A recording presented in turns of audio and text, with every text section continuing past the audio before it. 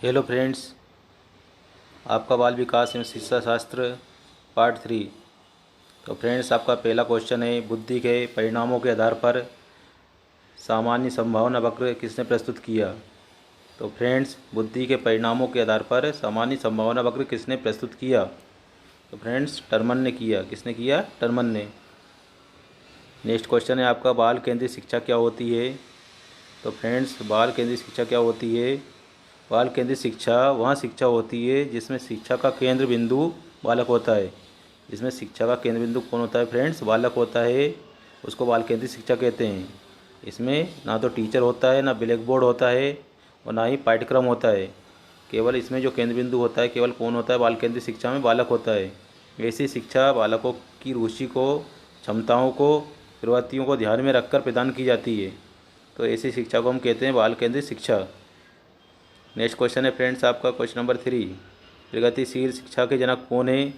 तो फ्रेंड्स, प्रगतिशील शिक्षा के जनक कौन है? John Dewey. John Dewey. Friends, ये आपका जो क्वेश्चन नंबर 2 था, वेरी वेरी इंपॉर्टेंट है। इसमें आपसे क्वेश्चन पूछा जा सकता है फ्रेंड्स। ये डेफिनेशन अच्छे से आपको याद होना चाहिए क्वेश्चन नंबर 2 की। फ्रेंड्स, आपका क्वेश्चन नंबर 4, प्रोजेक्ट विधि के जनक कौन है। तो प्रोजेक्ट विधि के जनक कौन है फ्रेंड्स? किलपैट्रिक और जॉन डेवी। ये भी फ्रेंड्स वेरी वेरी इंपॉर्टेंट। ये वेरी वेरी इंपॉर्टेंट। किलपैट्रिक और जॉन डेवी कौन है? प्रोजेक्ट विधि के जनक है। क्वेश्चन नंबर 5 फ्रेंड्स, प्रगतिशील शिक्षा किस पर अधिक बल देती है। तो ये प्रगतिशील शिक्षा है, किस पर बल देती है फ्रेंड्स? प्रोजेक्ट विधि से पढ़ाने पर अधिक बल देती है। क्वेश्चन नंबर 6 है आपका, बालकों के नैतिक विकास के जनक कौन है। तो बालकों के नैतिक विकास के जनक कौन है फ्रेंड्स? कोलबर्ग। कोलबर्ग ने नैतिक विकास का जनक कहा जाता है। बालकों के नैतिक विकास के जनक कौन है? कोलबर्ग। क्वेश्चन नंबर 7, नैतिकता का क्या अर्थ है। तो फ्रेंड्स, क्या होगी नैतिकता की डेफिनेशन? क्या होगी? क्या होगी इसकी परिभाषा? बालक में नैतिक गुणों का विकास करना ही नैतिकता है।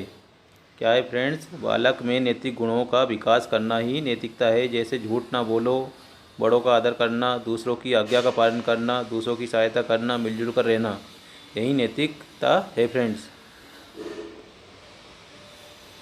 कोलबर्ग के ने नैतिक विकास को कितने चरणों में बांटा है। कोलबर्ग ने नैतिक विकास को कितने चरणों में बांटा है फ्रेंड्स? 3 चरणों में बांटा है। फर्स्ट चरण है पूर्व रूढ़िगत नैतिकता का स्तर, जो 4 से 10 वर्ष तक होता है। सेकेंड है रूढ़िगत नैतिकता का स्तर, 10 से 13 वर्ष तक होता है। उत्तर रूढ़िगत नैतिकता का स्तर 13 से अधिक वर्ष पर। समीपस्थ विकास का सिद्धांत किसने दिया। तो फ्रेंड्स, समीपस्थ विकास का सिद्धांत वाइगोस्की ने दिया। क्वेश्चन नंबर 10 है आपका, वाइगोस्की कहाँ के निवासी थे। वाइगोस्की जो थे रूस के निवासी थे। क्वेश्चन नंबर 11, अंधों की लिपि के जनक कौन है। तो अंधों की लिपि, जो ब्रेल लिपि जिसको हम कहते हैं, वो लुई ब्रेल ने उस लिपि को बनाया है। तो उन्हीं के नाम से उसको ब्रेल लिपि कहते हैं। लुई ब्रेल जो थे, अंधों की जो लिपि है उसके जनक हैं। तो फ्रेंड्स, ये भी आपका वेरी वेरी इंपॉर्टेंट क्वेश्चन है फ्रेंड्स। क्वेश्चन नंबर 12 है आपका, एलकेजी व यूकेजी पद्धति के जनक कौन है। तो एलकेजी यूकेजी पद्धति के जनक फ्रेंड्स फ्रोबेल हैं। कौन है? फ्रोबेल। ये भी आपका इम्पोर्टेंट्स फ्रेंड्स। एलकेजी यूकेजी वाला भी इम्पोर्टेंट्स है आपका। क्वेश्चन नंबर 13, नर्सरी पद्धति के जनक कौन है। मारिया मॉन्टेसरी। मारिया मॉन्टेसरी जो है नर्सरी पद्धति के जनक हैं। ये भी आपको याद रखना है, ये भी इम्पोर्टेंट है फ्रेंड्स। क्वेश्चन नंबर 14, भूल एवं प्रयत्न सिद्धांत किसने दिया। थर्नडाइक ने। किसने दिया फ्रेंड्स? थर्नडाइक ने। फ्रेंड्स, मैं जो भी बताता जा रहा हूँ आईएमपी, वो आईएमपी है। आप इनको अच्छे से आपको रटना है, याद करना है फ्रेंड्स। इनमें से ही कोई सा क्वेश्चन या एक से ज़्यादा क्वेश्चन भी आपको देखने को मिल सकते हैं फ्रेंड्स पेपर में।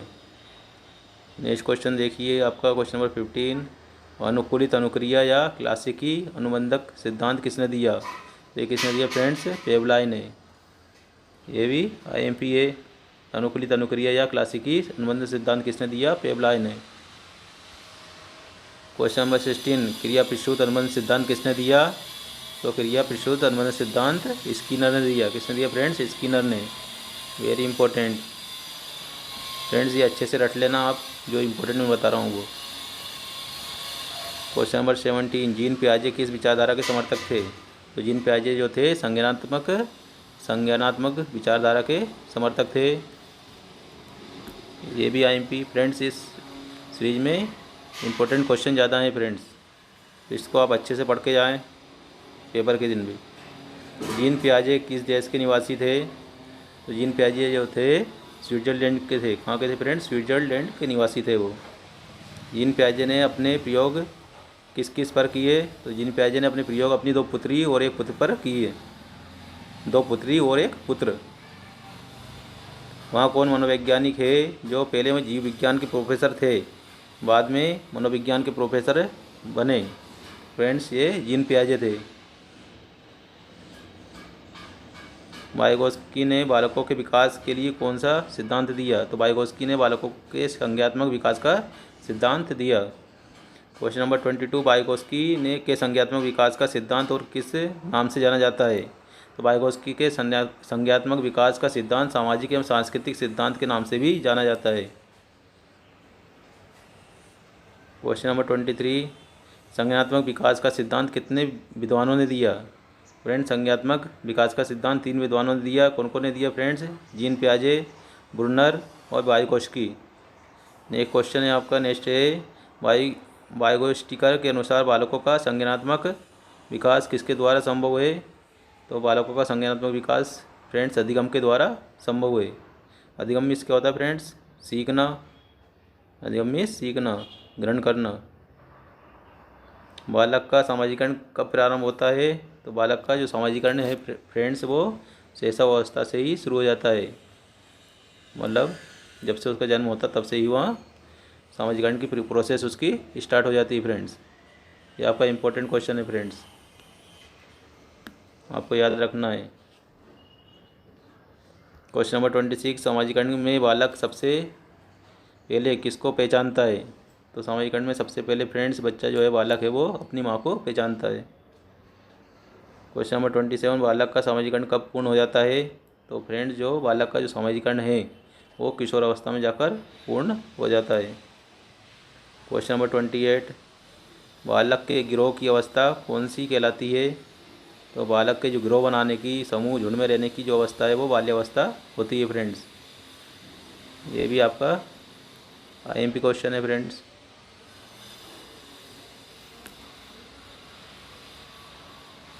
बालक में नकारात्मक सोच कौन सी अवस्था में उत्पन्न होती है?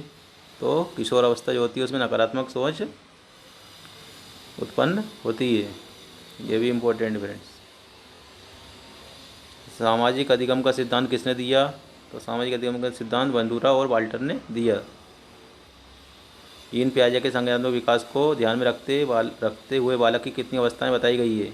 तो जीन पियाजे ने जो संज्ञानात्मक विकास की अवस्था बताई है फ्रेंड्स, तो उनको कितनी अवस्थाओं में बांटा गया है?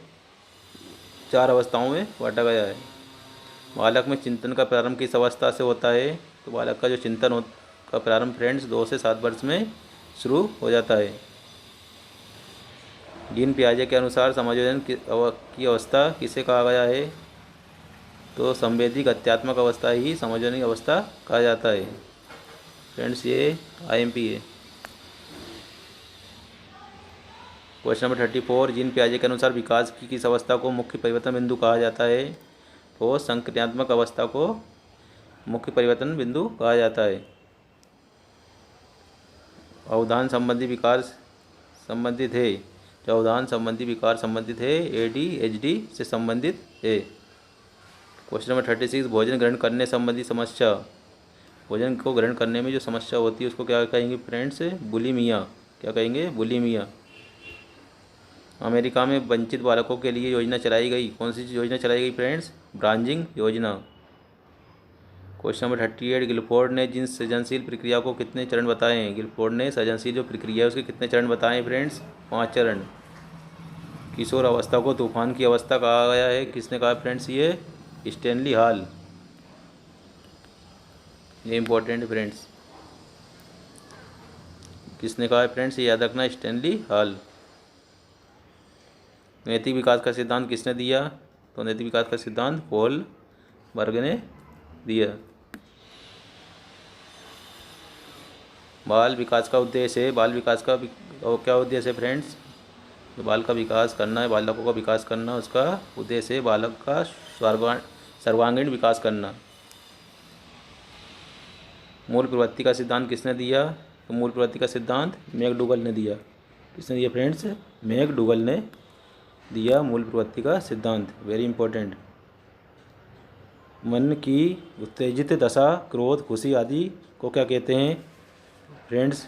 जो क्रोध आता है, जो आनंद खुशी प्राप्त होती है, ये उत्तेजना हमें जो होती है उसको हम क्या कहते हैं? संवेग कहते हैं। क्रोध, खुशी और हमारे चेहरे पर जो मुद्राएं जो दिखाई देती है फ्रेंड्स, इनको हम क्या कहेंगे? संवेग। वेरी इंपॉर्टेंट है फ्रेंड्स ये भी। आवश्यकता का पद सोपान सिद्धांत किसने दिया? तो आवश्यकता का पद सोपान अब्राहिम मेस्लो ने दिया। बुद्धि का सामान्य व विशिष्ट सिद्धांत किसने दिया? स्पीयरमैन ने। बुद्धि का सामान्य व विशिष्ट सिद्धांत किसने दिया? स्पीयरमैन ने। ये भी IMP है फ्रेंड्स। सीखने के सिद्धांत किसने दिया? सीखने का सिद्धांत दिया थर्नडाइक ने। Very very important. सीखने का सिद्धांत फ्रेंड्स किसने दिया? थर्नडाइक ने। मानव में स्थायी परिवर्तन को कहा जाता है, तो मानव में स्थायी परिवर्तन होता है उसको कहा जाता है अधिगम। जो एक बार मतलब अंदर हम सीख लेते हैं, जो बाहर नहीं होता या जिसको हम भूलते नहीं है, वो क्या है? अधिगम उसको कहा जाता है। खेल पद्धति का जनक किसे माना जाता है? खेल पद्धति के जनक कौन है फ्रेंड्स? किलपैट्रिक। ये भी इंपॉर्टेंट है फ्रेंड्स। खेल पद्धति के जनक कौन है? किलपैट्रिक। वुरिस्टिक पद्धति के जनक कौन है? आर्मस्ट्रांग। वुरिस्टिक पद्धति के जनक कौन है friends? Armstrong. Very important. Project पद्धति के जनक कौन है? John Dewey. प्रोजेक्ट पद्धति के जनक कौन है फ्रेंड्स? John Dewey. तो ये आज के आपके क्वेश्चन थे फ्रेंड्स। तो आपने यदि आप अभी तक मेरा चैनल बेल आइकन नहीं दबाया फ्रेंड्स, तो बेल आइकन दबा लें, ताकि आपको इसी तरह वेरी वेरी इंपॉर्टेंट क्वेश्चन प्राप्त होते रहें फ्रेंड्स। धन्यवाद।